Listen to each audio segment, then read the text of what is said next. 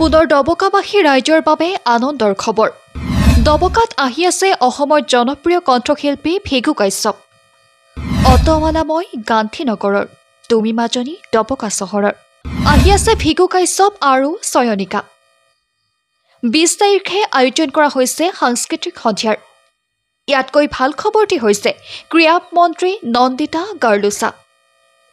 তাৰ পিছতেই অনুষ্ঠিত হ'ব নৈশ ক্ৰিকেট মহাৰণ। ডবকা নেহেৰু ময়দান খেলপথাৰত অনুষ্ঠিত হ'ব এই নৈশ ক্ৰিকেট ধামাকা মহাৰণৰ। আমাৰ হাতত মন্তব্য আছে, শুনাই লৈছোঁ। ডবকা য়ংষ্টাৰ ক্লাবৰ প্ৰেচিডেণ্ট মই সকলো ডবকাবাসী, নীলবাগানবাসী আৰু আমাৰ হোজাই ডিষ্ট্ৰিক্টৰ যিমানকেইটা এলেকা আছে সকলো ৰাইজলৈ এটা অনুৰোধ জনাইছোঁ যে অহা ২০ তাৰিখৰ পৰা আমাৰ ডবকা নেহেৰু ময়দান খেলপথাৰত ডবকা য়ংষ্টাৰ ক্লাবৰ উদ্যোগত আৰু ডবকা ক্ৰীড়া সন্থাৰ সহযোগত আমি এখনি নাইট ক্ৰিকেট টুৰ্ণামেণ্ট আয়োজন কৰিছোঁ। ইয়াৰ লগতে আমি গোটেই হোজাইবাসীক এইটোৱে জনাব বিচাৰিছোঁ যে অহা ২০ তাৰিখত আমাৰ সাংস্কৃতিক সন্ধিয়া আছে।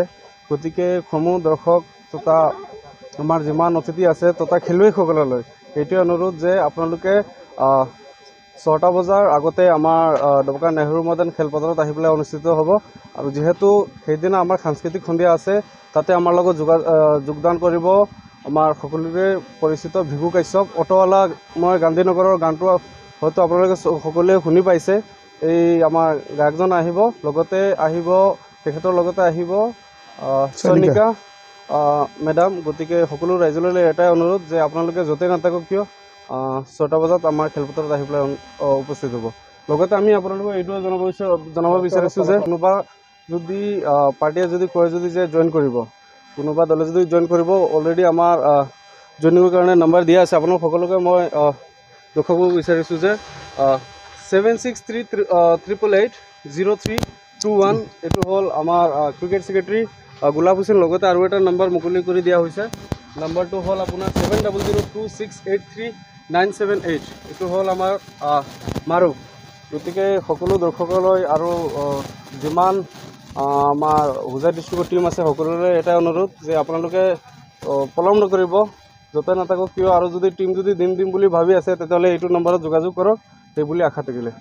আমি বহুত বেছি আশাবাদী, কাৰণ লাষ্ট টাইমত আমি যিটো ক্ৰিকেট টুৰ্ণামেণ্ট নাইটত দিছিলোঁ তাত আমি দৰ্শকৰ পৰা যথেষ্ট সঁহাৰি লাভ কৰিছিলোঁ। আৰু এইবাৰো আমি কিছু খেল অলৰেডি চলাই গৈছোঁ, ফুটবল, নাইট ফুটবল, তাত আমি দৰ্শকৰ যথেষ্ট সঁহাৰি দেখা পাইছোঁ। সেই হিচাপে আমি আকৌ দৰ্শকৰ মনোৰঞ্জনৰ কাৰণে আৰু ডবকাত ক্ৰীড়াৰ যিটো পৰিৱেশ, খেলৰ পৰিৱেশ আকৌ ঘূৰাই অনাৰ কাৰণে আমি আকৌ ২০ তাৰিখৰ পৰা নাইট ক্ৰিকেট টুৰ্ণামেণ্ট দি আছোঁ, ছফ্ট টেনিছ বল। আৰু মই আশাবাদী যে এইখন খেল অতি হাই ভল্টেজ খেল হ'ব আৰু প্ৰতিজন দৰ্শকেই ইয়াত আমোদ ল'ব পাৰিব, ভাল পাব। যিহেতুকে ডবকাত এটা খেলৰ এটা নিদৰ্শন আছেই যে ডবকাৰ মানুহে খেল ভাল পায়। গতিকে নট অনলি ডবকা, গোটেই আমাৰ ডিষ্ট্ৰিক্টৰ বা অন্যান্য এলেকাৰ মানুহো আহিব পাৰিব, খেল উপভোগ কৰিব পাৰিব। ইয়াত আমি প্ৰথম পুৰস্কাৰ হিচাপে ১ লাখ টকা ৰাখিছোঁ, দ্বিতীয় পুৰস্কাৰ আমি ৫০,০০০ টকা ৰাখিছোঁ, লগতে man of the match, man of the চিৰিজো ৰাখিছোঁ। আৰু ভাল খবৰ এইটোৱেই হ'ল যে প্ৰথম দিনাখন অপেনিং চেৰিমনিৰ দিনাখন আমি সাংস্কৃতিক সন্ধিয়াৰ আয়োজন কৰিছোঁ। তাত আমাৰ ডবকাৰ আমাৰ অসমৰ খ্যাত এগৰাকী শিল্পী ভিগু কাশ্যপ ডাঙৰীয়া থাকিব, তেওঁৰ লগতে থাকিব চয়নিকা ডাঙৰীয়ানী। আৰু লগতে আৰু এটা ভাল খবৰ যে আমাৰ ইতিমধ্যে আমাৰ ডবকা স্পৰ্টছ এছ'চিয়েশ্যনৰ জেনেৰেল ছেক্ৰেটাৰী তেওঁলোকে গৈ আমাৰ এই স্পৰ্টছ মিনিষ্টাৰৰ লগতো কথা পাতিছে। তেওঁ আমাক আশ্বাস দিছে আহিম বুলি। আমি আশাবাদী হয়তো তেওঁ আহিব। গতিকে এইখিনি মই কৈছোঁ যে ৰাইজক আহক, আপোনালোকে আহক, আকৌ আমি খেলৰ বাতাবৰণ সৃষ্টি কৰোঁ, খেল উপভোগ কৰক, প্ৰত্যেকজন মানুহ আহক। আৰু ডবকাত আমি যে একোতেই কম নহয়, আৰু ক্ৰীড়াত যে আমি এসময়ত ডবকাত বহুত নাম কৰা আছিলে, ডবকাত খেলৰ এটা ভাল পৰিৱেশ আছিলে, আৰু সেই পৰিৱেশটো আমি আকৌ ঘূৰাই আনিছোঁ।